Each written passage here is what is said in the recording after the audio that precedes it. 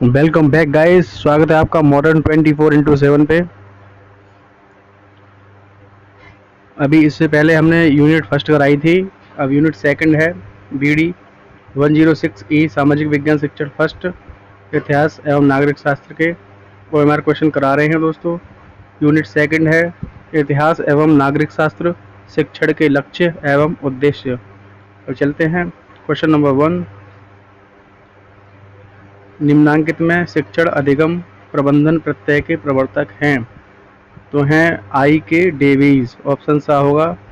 शिक्षा के उद्देश्यों का वर्गीकरण निम्नांकित में से किसके द्वारा किया गया तो ब्लूम के द्वारा किया गया। शिक्षण अधिगम प्रबंधन के मुख्य सोपान हैं व्यवस्था, नियंत्रण, नियोजन। तो उपर्युक्त सभी राइट आंसर होगा। निम्नांकित में शिक्षा के उद्देश्यों का वर्गीकरण किया गया है क्रियात्मक पक्ष का। निम्नांकित में रॉबर्ट मेगर की विधि का उपयोग किया जाता है ज्ञानात्मक उद्देश्यों में। शिक्षा के उद्देश्यों को मुख्य रूप से विकसित किया BS ब्लूम ने। सामाजिक अध्ययन शिक्षण का मुख्य उद्देश्य निम्नांकित में क्या है। राष्ट्र का विकास, समाज का विकास, मानव का विकास। तो उपर्युक्त सभी का विकास है सामाजिक अध्ययन शिक्षण के उद्देश्य हैं ये। तो option the is right answer. उद्देश्यों का कार्य मार्ग बताना, आदर्श निश्चित करना तथा समस्या प्रस्तुत करना है। यह कथन किसका है तो यह कथन है वेस्ले एवं रांस्की का। वेस्ले एवं रांस्की ने शैक्षिक उद्देश्यों को कौन सा गुण बताया तो उन्होंने बताया समाज द्वारा मान्यता, शिक्षा द्वारा प्राप्ति की संभावना, विद्यालयों द्वारा ग्रहणता। उपयुक्त सभी वेस्ले एवं रांस्की ने शैक्षणिक उद्देश्यों के गुण बताए हैं। इतिहास से हमें निम्नांकित में से कौन सा मूल्य प्राप्त होता है। नागरिक मूल्य, नैतिक मूल्य, राष्ट्रीय मूल्य। उपयुक्त सारे मूल्य इतिहास से हमें प्राप्त होते हैं। Option the is right answer. निम्नांकित में कौन सा इतिहास शिक्षण का उद्देश्य है तो राष्ट्रीय भावना का विकास करना। ऑप्शन सा इज राइट आंसर। अंतर्राष्ट्रीय सद्भाव के विकास के लिए निम्नांकित में किसे महत्वपूर्ण माना जाता है तो फिल्म एवं टेलीविजन को महत्वपूर्ण माना जाता है। Option the is right answer. निम्नांकित में इतिहास शिक्षण का लक्ष्य है तो छात्रों को अतीत से प्रेम की शिक्षा देना, छात्रों को भूतकाल के आधार पर वर्तमान का स्पष्टीकरण करना, छात्रों में कर्तव्यनिष्ठ नागरिकों के गुणों का निर्माण करना। तो उपर्युक्त सभी राइट आंसर होंगे। इतिहास शिक्षण का प्रमुख उद्देश्य निम्नांकित में से क्या है तो लोकतांत्रिक नागरिकता का विकास, भूतकाल की सहायता से वर्तमान का वर्णन, आर्थिक कुशलता का विकास, नेतृत्व हेतु प्रशिक्षण। तो इसमें राइट आंसर होगा ऑप्शन ब, भूतकाल की सहायता से वर्तमान का वर्णन। निम्नांकित में कौन सा उद्देश्य इतिहास शिक्षण के लिए सर्वाधिक उपयुक्त है। ऑप्शन सा होगा समय, स्थान एवं समाज का प्रत्यय विकसित करना। इतिहास शिक्षण के शैक्षिक उद्देश्य निर्धारण का प्रमुख आधार है समाज की सामाजिक, राजनीतिक एवं आर्थिक दशाएं। Option the is right answer. Bloom की टैक्सोनॉमी के अनुसार ज्ञानात्मक पक्ष के कितने पद हैं तो 6 पद हैं। टैक्सोनॉमी ऑफ एजुकेशन ऑब्जेक्टिव्स के लेखक कौन हैं तो ऑप्शन ब ब्लूम। पूर्व माध्यमिक स्तर पर इतिहास शिक्षण का उद्देश्य है ऐतिहासिक कल्पना को जागृत करना, कल्पना शक्ति के विकास में सहायता करना, स्वदेश प्रेम की भावना जागृत करना। तो option the is right answer. और प्रयुक्त सभी माध्यमिक स्तर पर इतिहास शिक्षण का उद्देश्य है छात्रों की मानसिक क्षमता का विकास करना, छात्रों को समय प्रबंधन हेतु प्रेरित करना, छात्रों में आलोचनात्मक योग्यता विकसित करना। Option the is right answer. उपयुक्त सभी। निम्नांकित में अनुदेशनात्मक उद्देश्यों की विशेषता नहीं है तो उद्देश्य अस्पष्ट होते हैं तो ये गलत है। ऑप्शन ब, बालक के संतुलित विकास के उद्देश्य से संपूर्ण व्यवहार को वर्गीकृत किया जा सकता है ज्ञानात्मक पक्ष, भावात्मक पक्ष, क्रियात्मक पक्ष।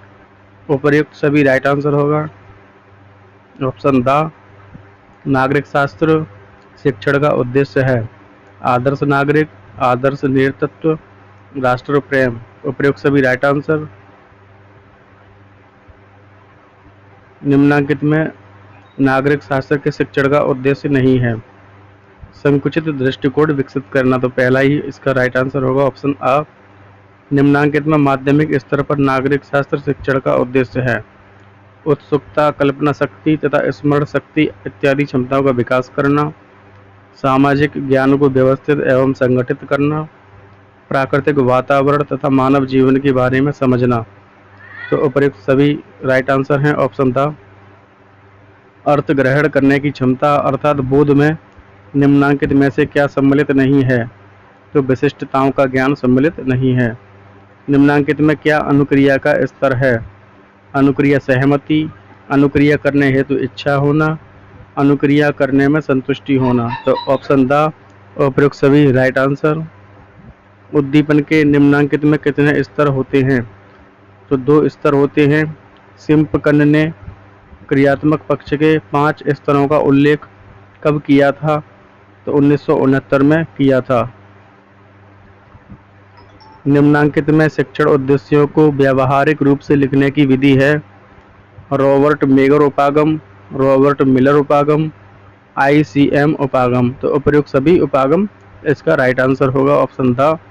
रॉबर्ट मेगम उपागम का प्रतिपादन निम्नांकित में से किस वर्ष किया गया? तो इनमें से कोई नहीं, option the is right answer. निम्नांकित में प्रत्यक्षीकरण की योग्यता नहीं है, तो नृत्य करना।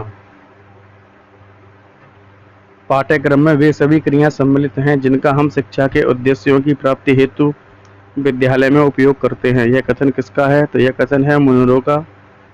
पाठ्यक्रम का उपयोग करते हैं शिक्षा प्रक्रिया में, विद्यालय संचालन में, शिक्षा के उद्देश्य हेतु। तो उपर्युक्त सभी इसका राइट आंसर होगा। पाठ्यक्रम का क्षेत्र होता है विद्यालय की आंतरिक क्रियाएं, विद्यालय की बाह्य क्रियाएं। तो आ और बा दोनों राइट हैं, ऑप्शन सा इज राइट आंसर। पाठ्यक्रम के विकास का आधार होता है मनोवैज्ञानिक, दार्शनिक, सामाजिक। उपर्युक्त सभी राइट आंसर। पाठ्यक्रम के विकास का आधार होता है मूल्यांकन, उद्देश्य, शिक्षण विधि। उपर्युक्त सभी राइट आंसर। शिक्षा की प्रक्रिया का प्रमुख घटक है पाठ्यक्रम, छात्र, शिक्षण। उपर्युक्त सभी राइट आंसर। पाठ्यक्रम को प्रभावित करने वाला कारक है परीक्षा प्रणाली, सामाजिक परिवर्तन, शिक्षा व्यवस्था। तो सारे ही कारक पाठ्यक्रम को प्रभावित करते हैं। उपर्युक्त सभी राइट आंसर ऑप्शन था। राष्ट्रीय एकता को पाठ्यक्रम में सम्मिलित करते हैं इतिहास, नागरिक शास्त्र, भूगोल। उपर्युक्त सभी राइट आंसर। समय बोध को महत्व दिया जाता है, तो इतिहास में समय को महत्व दिया जाता है। पाठ्यक्रम में मानव जाति के समस्त ज्ञान और अनुभवों का सारांश समझना चाहिए। यह कथन किसका है? तो यह कथन है फ्रॉवेल का। निम्नांकित में कौन सा सिद्धांत पाठ्यक्रम निर्माण का नहीं है? तो निहित अनुभवों का सिद्धांत। व्यापकता का सिद्धांत, उपयोगिता का सिद्धांत, क्रिया का सिद्धांत, ये पाठ्यक्रम के हैं। और जो नहीं है पाठ्यक्रम क्रिया का निर्माण का, तो वो होगा निहित अनुभवों का सिद्धांत। Option Y is right answer. निम्नांकित में कौन सा इतिहास का स्तर है? प्रांतीय इतिहास, प्रांतीय इतिहास भी होता है, स्थानीय इतिहास भी होता है, राष्ट्रीय इतिहास भी होता है। तो उपर्युक्त सभी इतिहास के स्तर हैं। निम्नांकित में कौन सा असत्य है? तो ऑप्शन सा असत्य है आयामी इतिहास। आर्थिक इतिहास होता है, सामाजिक होता है, राजनीतिक होता है। आयामी इतिहास ये असत्य है, ऑप्शन सा इज राइट आंसर। निम्नांकित में पाठ्यक्रम की पाठ्य चर्चा की विशेषता है? तो देश की आत्मा का प्रतिनिधित्व, राष्ट्रीय शिक्षा नीति का व्यापक स्वरूप, एक व्यापक संप्रत्यय।